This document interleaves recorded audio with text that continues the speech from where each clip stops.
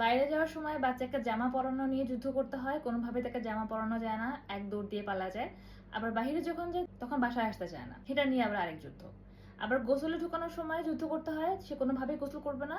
আবার গোসল থেকে বের হওয়ার সময় আরেক যুদ্ধ, যে কোনোভাবে সে গোসল থেকে বের হবে না, সে পানি দিয়ে আরেকটু খেলবে।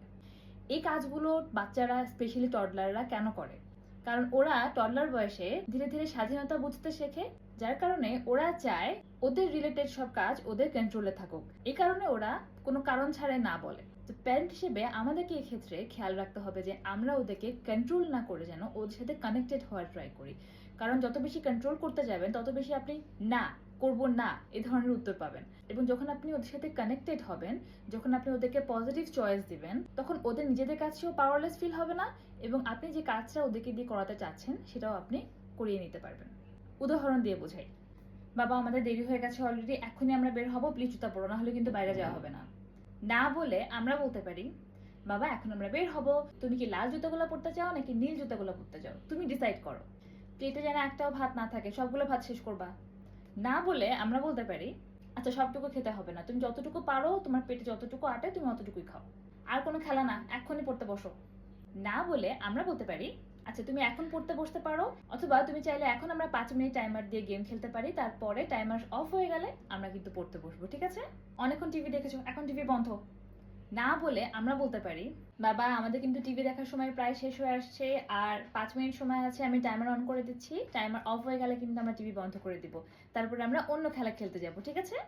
চলো এখন গোসল করতে হবে, আর কোনো অজুহাত না।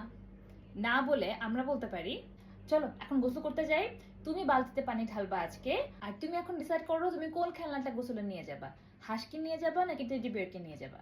হয়েছে, অনেক গোসল হয়েছে, এখন বের হতে হবে, ঠান্ডা লেগে যাবে না হলে। না বলে আমরা বলতে পারি, আর 2 মিনিট গোসল করব, এরপরে কিন্তু আমরা বের হয়ে গায়ে লোশন লাগাবো, মা লোশন লাগিয়ে দিব নাকি নিজে হাতে লোশন লাগাবা? নিজে হাতে, ওকে তাড়াতাড়ি গোসল সেরে ফেলি চলো।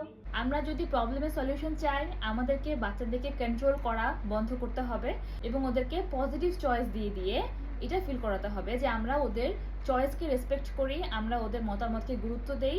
এবং এটা যখন আপনি খুব ছোটবেলা থেকে প্র্যাকটিস করবেন এবং কনসিস্টেন্টলি প্র্যাকটিস করবেন, একদিন চয়েস দিলেন একদিন দিলেন না এমন কিন্তু করা যাবে না, সবসময় ওদেরকে চয়েস দিয়ে ওদের মতামতকে গুরুত্ব দিয়ে, এবং যেখানে ওদের মতামতকে গুরুত্ব দেওয়া যাবে না, যেমন দোকানে গিয়ে একটা খেলনা সে কিনবেই কিনবে, ওই ক্ষেত্রে হেলদি বাউন্ডারি সেট করা। হেলদি বাউন্ডারি নিয়ে আমার একটা পোস্ট আছে, সেটা আমি কমেন্টে দিয়ে দিব।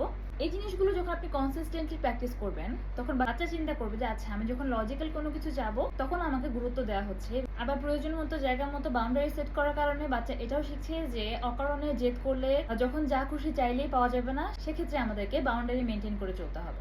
এখন দেখেন, আপনি পজিটিভ চয়েস দেন বা হেলদি বাউন্ডারি সেট করেন, সবকিছুর মূলে কিন্তু কানেকশন রয়েছে।